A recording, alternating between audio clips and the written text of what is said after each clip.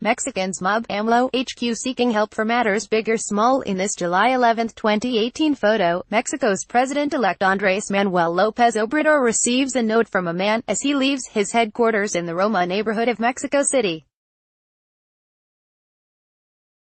Each day hundreds of Mexicans crowd outside white, two-story offices of President-elect Andrés Manuel López Obrador bearing handwritten notes, medical records, retirement papers and other documents, in hopes he can help with everything from boosting pensions to clemency for a jailed loved one, or even offer a job. AP photo, Moises Castillo, Mexico City, AP. Each morning hundreds of Mexicans crowd at the gates of 216 Chihuahua Street, in the capital, home to the white, two-story building that served as President-elect Andrés Manuel López Obrador's campaign headquarters. They bear handwritten notes, medical records, retirement papers and other documents in the hope he will hear them out on requests ranging from bigger pensions for the elderly to private concerns that normally wouldn't fall to a head of state, getting a loved one out of jail, help getting into a college course or assistance finding a job or a place to live. He has told us he is going to provide for us, help us and change the country, said Jasmine Lopez Peralta, a 45-year-old nurse who has been without stable work for 2 years after her hospital said it could no longer pay her. So that's why we are coming to him. This personalized, almost religious faith in López Obrador to help people is fed by his image as a fighter for the poor and his promises to end what he calls a corrupt mafia of power that has protected its own interests at the expense of those on society's lower rungs. The daily scene outside his offices in Mexico City's Roma Norte neighborhood reflects not only a breakdown in the ability of government at all levels to solve people's problems, but also the depth of expectations that López Obrador is the one to finally change millions of lives after years of disappointment.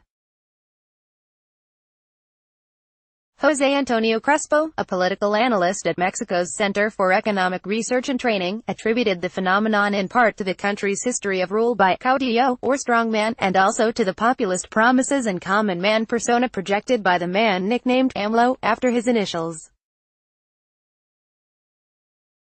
The expectations that López Obrador has created in terms of truly solving the tremendous number of problems we face are more believed than with previous leaders, Crespo said. Presidents always promise to solve problems, they almost always offer a kind of utopia. With López Obrador, it is even beyond utopia, fixing corruption, fixing the violence that has worn us out for the last 12 years. López Obrador's proposals for how he intends to govern were murky at best during the campaign, and few concrete details have emerged since the July 1 election. On Sunday he said he would slash his presidential salary by over half. He has previously proposed raising pensions and creating a system of paid apprenticeships for underprivileged youth. Another promise has been to lower rising homicide rates in the cartel-ridden country through a vague proposal to grant amnesties to some nonviolent criminals, especially those held on drug offenses.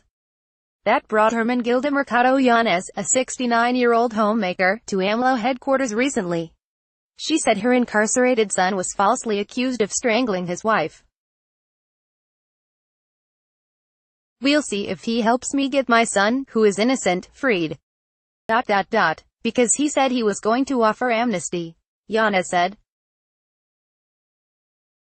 Even after the election, López Obrador has maintained his trademark modest personal style, rolling through the city in a white sedan with the windows down and no bodyguards. The only security at his offices is a simple white fence topped with electrified wire and a rotation of 2 apparently unarmed guards. That image of approachability has prompted thousands to make a kind of pilgrimage. Teodoro Perez Cruz, a 72-year-old who is partially blind and homeless, said he walked from the southern borough of Iztapalapa, about 15 miles, 24 kilometers, to ask López Obrador to help him get a place to live. Yanez traveled from the town of El Oro in the state of Mexico, at least 2.5 hours by car or bus. Most who come to beseech favors say they had hopes of getting in the same room with the president-elect, shaking his hand and looking him in the eye as they tell him their problems. Instead, they are met by Leticia Ramirez Amaya, a member of López Obrador's Morena party who has been tasked with attending to those at the gates. While they wait in line, they get a short survey to fill out that asks for their name, age, address and other information.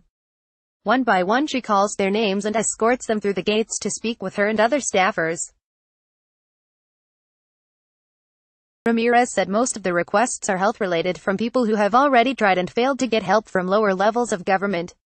On Saturday, one woman wept and clutched at the bars as she called out to López Obrador, who was holding a news conference, begging him for help paying for his surgery for her mother. "We will be right with you," López Obrador promised, prompting a smattering of applause from those gathered. Ramirez reminds people that López Obrador does not take office until Dec. 1, but says that then he will have the power to fix problems. "We don't make promises for anything," Ramirez said. "We tell the truth about what can and cannot be done." After López Obrador, who was elected in a landslide, is officially designated as president-elect, he will have access to more permanent offices for the transition as well as a paid staff. Once in office, he plans to work out of the downtown National Palace and continue living in his modest home, eschewing the Los Pinos compound where presidents traditionally take up residence.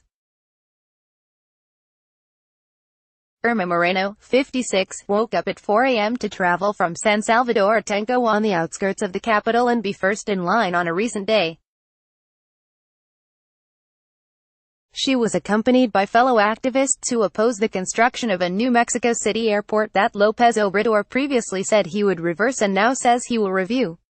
Moreno said none of AMLO's rivals would be listening to citizens had they won the election.